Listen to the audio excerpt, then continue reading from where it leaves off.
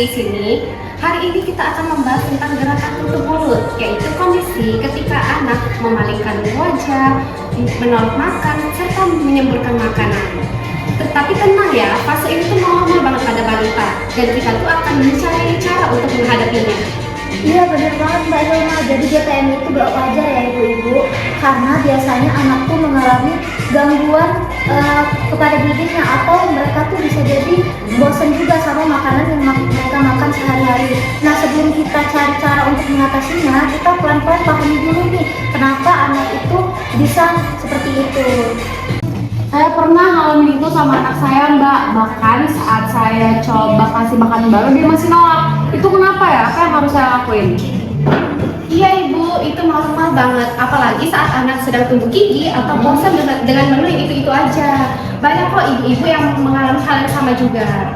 Nah selain itu, gangguan bising seperti dari televisi atau keramaian itu bisa mengganggu fokus anak saat sedang makan. Jadi tugas kita itu bisa mencoba menciptakan lingkungan yang lebih aman, tenang, dan menyenangkan bagi anak-anak kita sendiri. Jadi seorang ayah, saya sering bingung juga sih, karena si Aira ini tiba-tiba sering gak mau makan walaupun udah kami cari makanan yang enak. Apa mungkin karena faktor lain nggak? Betul Pak, selain itu bisa juga karena anak lagi merasa tidak nyaman atau kurang enak badan. Jadi memang butuh kesabaran ekstra dari kita sebagai orang tua. Nah dari ibu-ibu ini ada yang bisa contohnya nggak, gimana sih pas anaknya lagi TM? Oh saya bisa Mbak contohin. Jadi anak saya suka kayak gini. Kan hidup memang lu. Dia tuh suka memantar wajah sambil ngopek makanan. Nah kalau dia udah kayak gitu saya pusing banget gimana cara ngatasinnya. Nah kalau anak saya tuh suka kayak gini Bu, ini lepernya kayak gini. Nah kalau udah gitu rasanya saya tuh pengen rasanya makan, terus jadi khawatir dia tuh nggak makan dengan baik nantinya. Wah itu tuh sangat wajar terjadi ya Bu, jadi jangan khawatir. Nah biasanya anak-anak yang seperti ini tuh dia tuh lagi mengalami, dia tuh nggak nyaman sama makanan yang dia makan, atau dia tuh sering merasa bosan. Jadi ini nih wajar ya, apalagi terutama kadang balita. Bener banget Mbak, perilaku kayak gini tuh memang sering bikin orang tua jadi stres. Tapi sebenarnya ini tuh proses dari perkembangan anak. Jadi kita tuh nggak perlu panik, cukup hadapi aja dengan sabar. Saya juga sering merasa bingung karena si Aira ini sering menolak makanan yang sudah kami siapin semenarik mungkin. Sebagai seorang ayah, kami juga perlu tahu kapan harus memberi waktu lebih atau harus lebih sabar. Nah bener banget Pak, jadi kita itu harus ngasih waktu ke anak buat dia mencerna lagi, atau mereka merasa lapar lagi, karena itu tuh sangat penting untuk anak. Kalau kita memaksa itu justru malah mengganggu keadaan anak itu sendiri. Nah pertama-tama kita cari tahu dulu nih gimana sih cara menghadapinya ibu-ibu. Nah bisa pertama kali kita cobain nih menu yang variatif. Misalnya anak itu tuh nggak suka pada menu yang kita sajikan, kita bisa menggantinya dengan diganti seperti bola-bola warna-warni, biar menunjukkan anak itu tuh mau makan, biar menunjukkan ketertarikan anak itu sendiri. Bisa jadi kita kombinasiin sama makanan yang lain yang dia suka, atau kita kasih tambahan-tambahan yang lain yang lebih lucu, atau gambar-gambar saus yang dibentuk seperti itu ibu-ibu. Udah coba buat makanan dengan bentuk-bentuk lucu kayak sayuran bentuk bunga atau hewan, tapi anak saya tetap nolak. Kira-kira apa lagi sih yang bisa saya lakuin? Itu udah bagus banget Bu.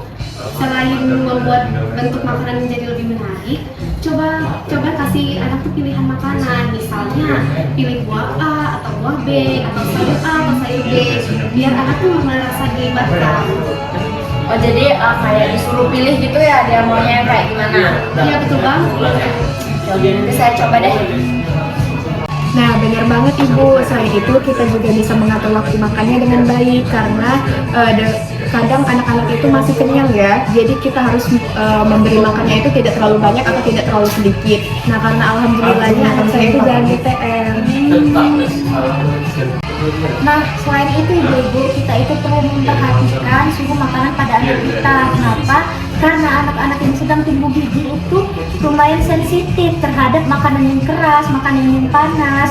Jadi kita, usaha dari kita itu perlu memberikan makanan yang lembut dan makanan yang dingin untuk meredakan gusi mereka.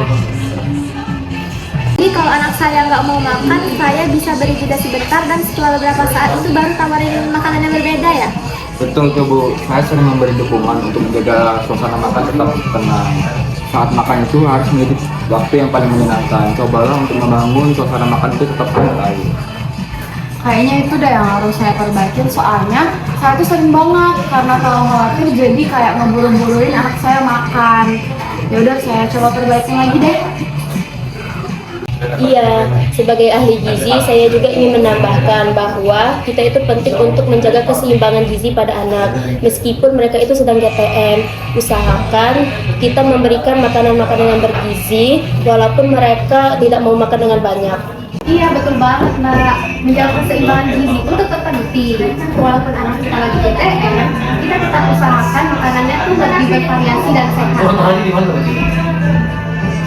Nah, mungkin itu aja saran yang dapat kami berikan. Terima kasih kepada Bapak dan Ibu-Ibu yang telah menyempatkan hadir dalam kegiatan ini. Semoga informasi yang kami berikan bermanfaat. Ingat ya Ibu-Ibu dan Bapak-Bapak, GTM itu normal, kuncinya itu sabar dan buat suasana tuh lebih menyenangkan. Nah, yang terpenting ibu-ibu, bapak, kita itu harus menciptakan makanan yang variatif untuk anak kita, memberikan anak kita pilihan makanan apa yang ingin dia makan, dan juga menciptakan lingkungan makan mereka yang tenang. Dan yang terakhir, kita itu tidak boleh memaksa mereka untuk makan saat itu juga. Sebagai seorang ayah, saya menyarankan untuk terlibat dalam proses makan, memberikan dukungan, juga membangun suasana hati agar tetap positif, supaya anak tidak merasa tertekan.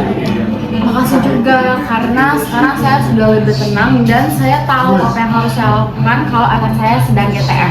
Sama Bapak dan Ibu-Ibu, semoga bermanfaat dan bisa dipraktikkan di rumah ya. Terima kasih banyak. Terima kasih. Terima kasih juga.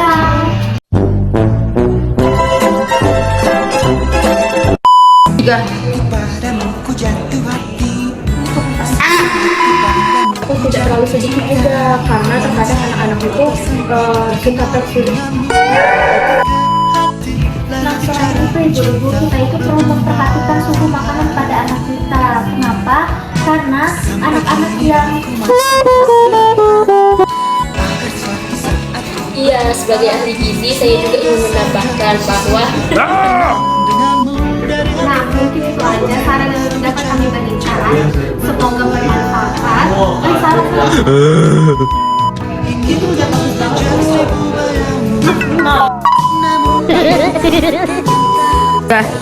Nah, mungkin itu saja yang